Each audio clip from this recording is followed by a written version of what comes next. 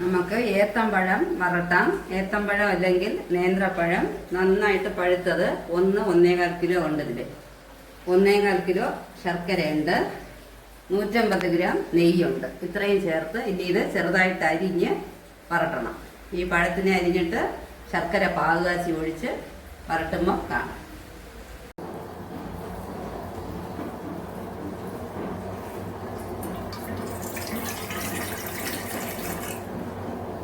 ഒരു ചെറിയ കപ്പിന് ഒരു 3/4 കപ്പ് വെള്ളം ഒഴിച്ചിട്ടുണ്ട്.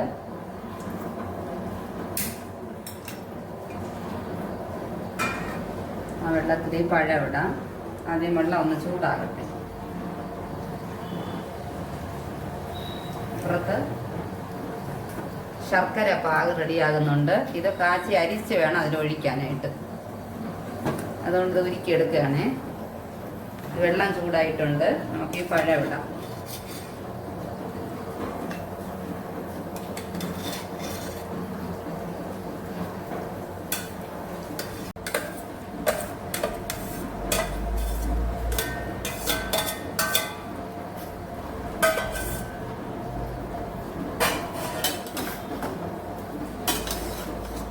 ഈ പഴം ഒന്ന് വേഗണം.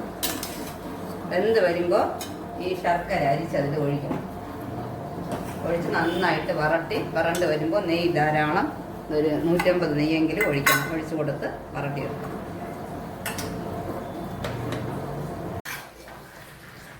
എനിക്ക് ഇളക്കാൻ സൗകര്യത്തിന് വേണ്ടി ഉരുളിയിൽ മാറ്റിയിട്ടുണ്ട്. എന്നിട്ട് നമുക്ക് ഈ ശർക്കര പാക് കാച്ചി വെച്ചത് ഒഴിക്കാം. അരിച്ചൊഴിക്കണം.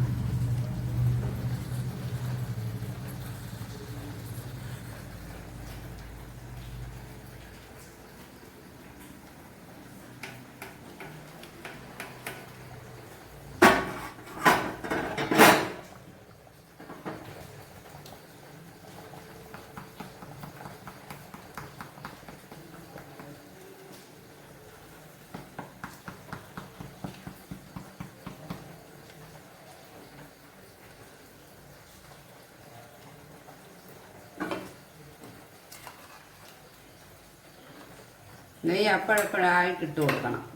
വറണ്ട് വരുമ്പോൾ വീണ്ടും വീണ്ടും ചേർത്തുകൊണ്ടേയിരിക്കണം. ഇത് നന്നായിട്ട് വറണ്ട് ഉരുണ്ട് വരണം.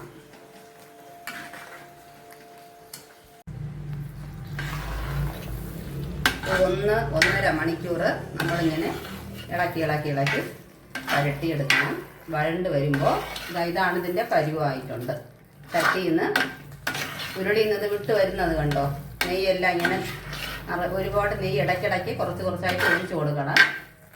എന്നിട്ട് ഇങ്ങനെ ഇത് ഉരുളിയിൽ നിന്ന് വിട്ട് വരുന്നുണ്ട്.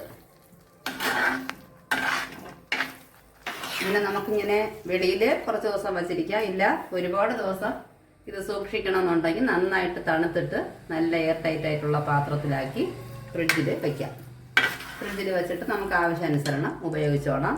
പിന്നെ ഇത് നമുക്ക് ആഹാരം കഴിച്ചിട്ട് ഉച്ചയ്ക്ക്, പ്രത്യേകിച്ചും വെജിറ്റേറിയൻ ഫുഡ് കഴിക്കുന്നവർക്ക് അത് കഴിച്ച് കഴിയുമ്പോൾ എന്തെങ്കിലും ഒരു മധുരം കഴിക്കണം തോന്നിയാൽ ഇതിലൊരു സ്പൂൺ എടുത്ത് ഹൽവ കഴിക്കും മാതിരി കഴിക്കാം.